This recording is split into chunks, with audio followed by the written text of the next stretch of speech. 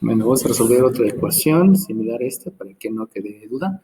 Acuérdense que lo que tengo que hacer son todas las operaciones, luego operaciones inversas y ya llegó el resultado. Vamos a hacer otro que sea un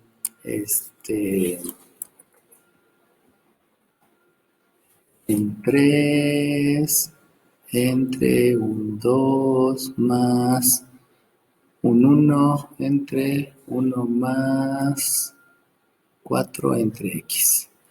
Y eso es igual a 7. Si se dan cuenta es más o menos la misma estructura, lo único que cambia es que ya les cambié algunos números, ¿no? Entonces, si revisamos este ejercicio, vamos a utilizarlo como el número 2. Pues otra vez lo primero que tengo que hacer son operaciones y luego operaciones inversas. De lo que habíamos visto hace rato, ¿cuál es la operación más importante en esa? La suma específicamente la suma que yo tengo aquí. Debido a que la operación más importante es la suma, lo que yo voy a hacer es una suma de fracciones. Recordemos que habíamos mencionado hace rato que para hacer las de fracciones, primero calculo el mínimo con un múltiplo. Y ya que calculé el mínimo con un múltiplo, el procedimiento es dividir el mínimo con un múltiplo entre cada denominador. Y ya que tengo el resultado de cada denominador de esa división, entonces esto lo voy a multiplicar por el respectivo numerador. Y repito el proceso, escribo la operación y vuelvo a repetir el proceso. Por lo tanto, lo primero que debo de hacer es calcular el mínimo con un múltiplo. El mínimo con un múltiplo me lleva a que aquí arriba un 3 entre un 2 más 1 entre un mínimo con un múltiplo que voy a calcular. Habíamos dicho que el mínimo con un múltiplo es el producto de todos los factores que están en el denominador. Por lo tanto, aquí tengo un 1 como factor, aquí tengo una x como factor en el denominador, y lo que debo de hacer es la multiplicación. Por lo tanto, ¿cuánto me queda la multiplicación? X. Y con ese mínimo común múltiplo que acabo de calcular, aquí lo escribo, con este mínimo común múltiplo, entonces empiezo a hacer la primera suma de fracciones. Para hacer la suma de fracciones ya habíamos explicado que es el mínimo común múltiplo entre cada denominador por el numerador. Por lo tanto, díganme cuánto es esta x entre este 1. Por el de arriba, x, por lo tanto aquí escribo la x. Y luego hay una operación suma, la operación suma la debo de repetir. Y si yo divido esta x entre esta x, me queda por el de arriba 4. Me queda 4 y esto sigue siendo igual 7. Bueno, ya hice la primera operación. Ahora bien, hacemos la siguiente operación. ¿Cuál es la siguiente operación? La división. Habíamos dicho que es la división porque yo no puedo hacer la división de esta x entre esta x. ¿Por qué no se puede hacer? Porque hemos explicado que la raíz de fracción es un paréntesis. Por lo tanto, primero tendría que ser el x más 4 para luego dividirlo entre x. Por eso no se puede hacer la división. Y entonces lo que hago es un producto de extremos entre un producto de medios. Habíamos dicho hace un momento que el producto de extremos es multiplicar este 1 por esta x. Esos son los extremos. Y luego tengo que dividir entre el producto de medios. Así que vamos a escribir que esto es un 3 dividido entre un 2 más. El producto de esos dos extremos, ¿cuánto me da? X. Y luego lo que debo de hacer es hacer el producto de los dos medios. Y el producto de los dos medios me lleva a que debo de multiplicar este 1 que está aquí por el x más 4 que está aquí. Por lo tanto, si hago el producto de esos dos medios, ¿cuánto me queda? ¿X qué? X más 4. Me queda X más 4 y ese sigue siendo igual a 7 porque no se ha hecho nada en el miembro derecho. Bueno, con eso otra vez debo de empezar a revisar las operaciones y pregunto cuál es la operación que sigue.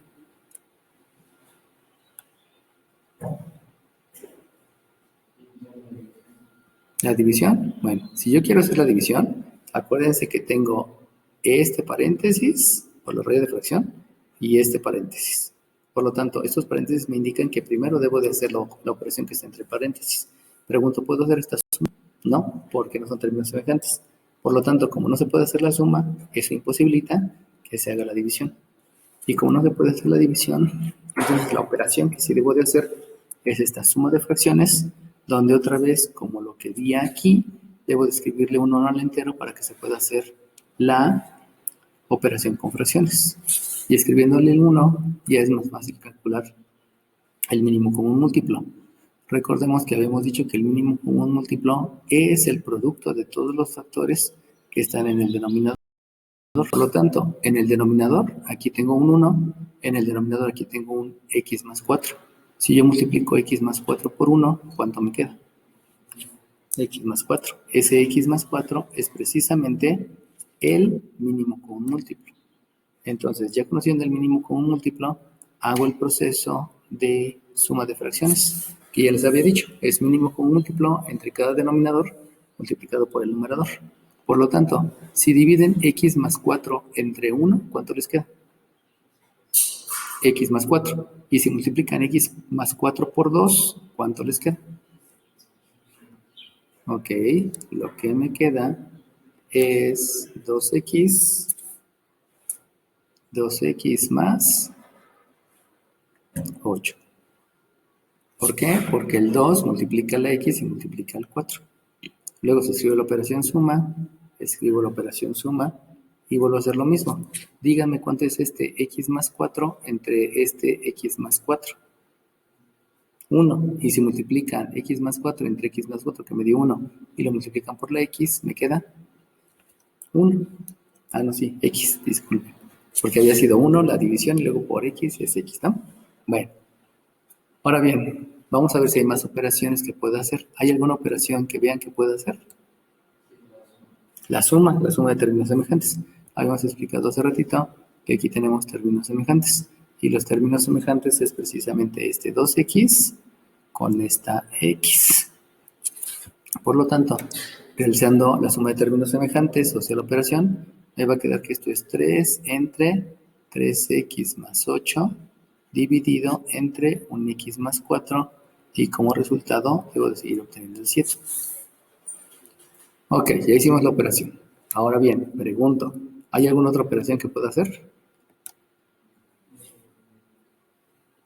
La división. ¿Cuál división? Pues la división de 3 entre 1 dividido entre 3x más 8 entre x más 4. Insisto, si hay alguien que todavía duda de por qué no hacer otra, resulta que esto es un paréntesis debido a la raya de fracción. Esto es un paréntesis debido a la raya de fracción. Y la primera operación que debo de hacer es esta suma. Como no son términos semejantes, eso implica que no puedo hacer la división. También aquí no son términos semejantes, por lo tanto no puedo hacer la división. Y eso me lleva a que la única operación que puedo hacer es la división. Ya habíamos dicho hace rato que la división es el producto de los extremos, o sea, de este por este, dividido entre el producto de los medios. Por lo tanto, si yo hago el producto de los extremos, dígame cuánto me queda. 3x más 12, porque el 3 por el 4 me da el 12. Y si ahora hago el producto de los medios, considerando que los medios son el 1 y el 3x más 8, entonces esa multiplicación de 1 por 3x más 8 me queda 3x más 8. ¿Sale bien? Bueno, fíjense cómo aquí viene algo que me llama la atención. Si ustedes dividen 3x entre 3x les da 1, ¿no? Entonces, por lo que me han explicado algunas ocasiones, yo pudiera pensar que puedo cancelar y que cancelo este 3x con este 3x. Pero acuérdense que la cancelación no existe, sino son operaciones. Y si reviso por operación, lo primero que debo de hacer es revisar este paréntesis que es la raya de fracción. Pregunto, ¿puedo sumar 3x más 12? Y como también hay un paréntesis abajo, ¿puedo sumar 3x más 8? Pues tampoco. Por lo tanto, la división no se puede hacer. Y como no se puede hacer la división y la suma, entonces ahora ya me voy a operaciones inversas. Y en operaciones inversas me voy a dar cuenta que este 3x más 8 está dividiendo y la operación inversa es multiplicar. Y a quien tiene que multiplicar este 3x más 8 es al 7. Por lo tanto, si yo realizo la operación inversa, Entonces, lo que debo de escribir acá es 3x más 12 igual a la multiplicación del 7 por 3x más 8.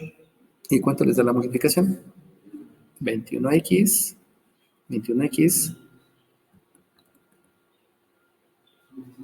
más 56.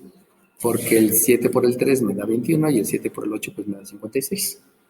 Y entonces me doy cuenta que vuelve a aparecer operaciones.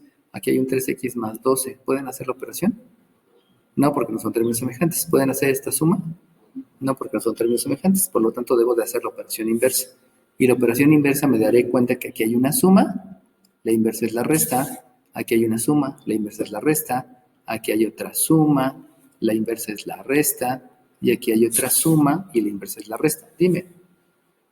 Bueno, entonces, si ustedes se dan cuenta, todas las sumas y restas tienen la misma jerarquía. Al tener la misma jerarquía, puedo hacer todas al mismo tiempo. Debido a eso, ¿qué me conviene? ¿Que el 3x reste a alguno de acá o que el 21x reste a alguno de acá? 3x, por lo tanto, el 3x, ¿a quién va a restar? ¿Al 21x o al 56? Al 21x. Y si 21x es restado por 3x, ¿cuánto les queda? 18x. Y lo mismo ocurre con el 12 y el 56. ¿Qué me conviene? ¿Que el 12 resta al 56 o que el 56 resta al 12?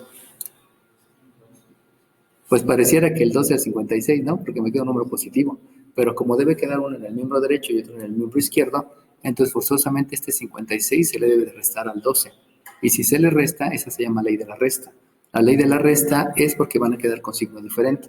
Entonces, si ustedes restan 12 y 56 o 56 y 12, ¿cuánto les queda? 44. Pero ese 44, debido a que aquí iba a haber una resta, este es el que tiene el signo mayor, entonces me queda menos 44. Y entonces de ahí ya nada me falta ver que aquí tengo una multiplicación y por lo tanto la operación inversa es una división. Y eso implica que ¿quién debe dividir al 44? ¿El 18 o la X? El 18. Por lo tanto, este 18 va a dividir al menos 44. Y eso implica que yo ya puedo escribir que la X va a ser el resultado de la división del menos 44 sobre el 18. Fíjense cómo parece que el 44 pasa acá y el 18 para acá, ¿no? Pero como estoy pensando en operación inversa, el 18